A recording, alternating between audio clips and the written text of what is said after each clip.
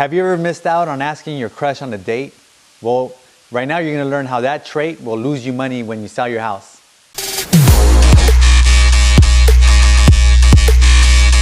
Voltaire, is being single kind of the same situation when it comes to selling your home? I think they're pretty similar.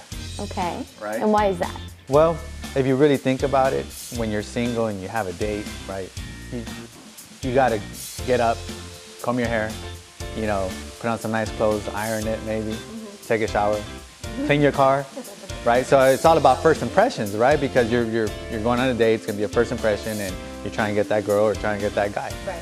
So when you sell your house, it's kind of the same thing, okay? Yeah, people visiting the property, right? You got to get it nice and ready, staged. You have to have the condition right. So if there's any chip paint, you got to fix that. Rearrange furniture, because you don't want to miss out on that opportunity for a kiss at the end of the day. Got it. AKA the offer. Right? The offer. Yeah, so it looks like we are going to be learning how it kind of is like dating, and it kind of goes both ways.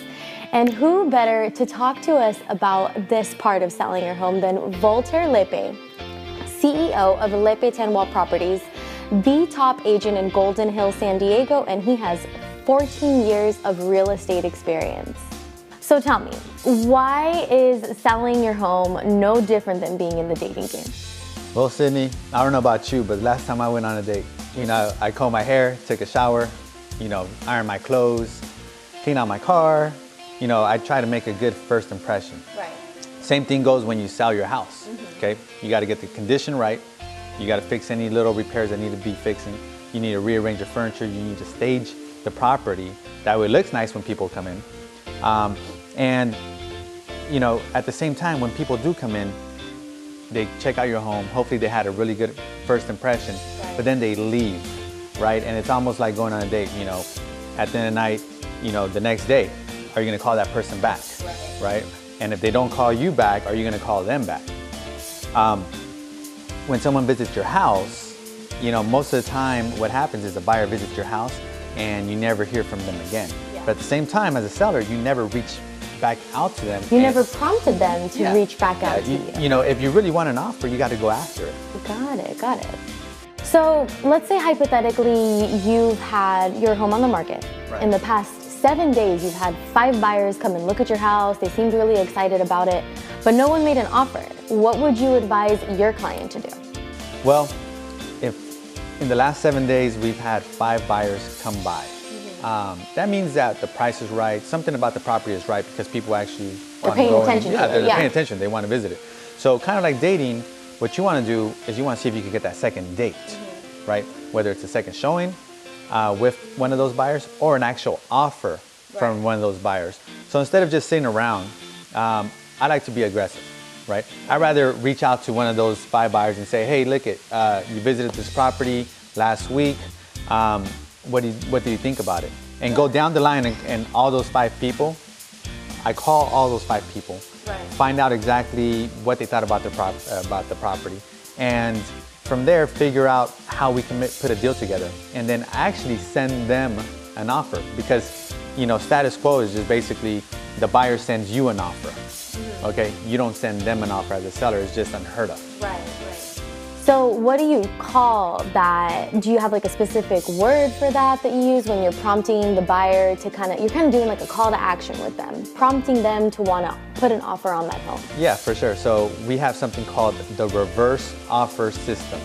Okay, so all it simply means is instead of just waiting for the buyer, you're being proactive. You're being a proactive seller. Exactly. You know, we reach out to the buyer and send them an offer. So after we talk to those 5 people, let's say, and we find out what they liked about the property and how come they didn't write an offer, sometimes we find out that it could be something minimal, the reason why they didn't write the offer, right? Whether they needed closing costs or they thought the price was a little bit too high, or you know, something about the neighborhood that they could overcome that isn't a deal breaker. So basically what we do is we send them an offer instead of waiting for them to send one to us. Yeah, and that's being really proactive. For sure. So has Lepe Tendwell Properties had a specific example or experience where this has worked in helping a client sell their home? Yes, we have. We've done this over the years whenever we need to in specific markets. And it doesn't work for every market, but whenever a property has a bunch of showings, Right. for example, one time I had a client, Mr. Sanchez, we put his property on the market. We had a ton of showings. I forgot exactly how many over the first week, but we didn't get any offers. No buyers.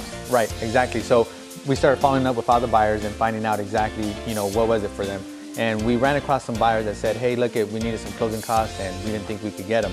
So meaning, Super simple. super simple, yeah. So what we did was we sent them an offer, okay? And it's basically a one-pager. It's a letter of intent saying, hey, look, this is what we would sell our home to you on these terms. Right. And then from there, they reviewed it and they said, wow, they're paying our closing costs. We don't have to pay anything out of pocket. They feel more informed. They're more comfortable Yeah, in the process. exactly. And it's basically became reality to them that they could afford this house and buy this house. So we struck a deal. They reviewed it, they liked it, and then we went to escrow. Nice, nice. So for everybody watching, it's something as simple as that. That little miscommunication that even comes in the dating world is just prompting the seller, making them feel more comfortable and communicating that information with them. If you're thinking of selling your house in the next few months and you want to learn how to be a little bit more proactive with the sale of your home, call your favorite Lepe Tendwell real estate agent for a free, no obligation consultation at your convenience. Since we know you love all of these awesome home seller tips, make sure to subscribe to our Lepe Tendwell Properties YouTube channel. Like our video. And if you or somebody that you know is preparing to sell their home and you think that they can learn a little bit more about how to be proactively involved in their home sale, comment directly below. One of our Lepe Tendwell agents will be happy to answer any of your questions. And thanks for watching, everyone.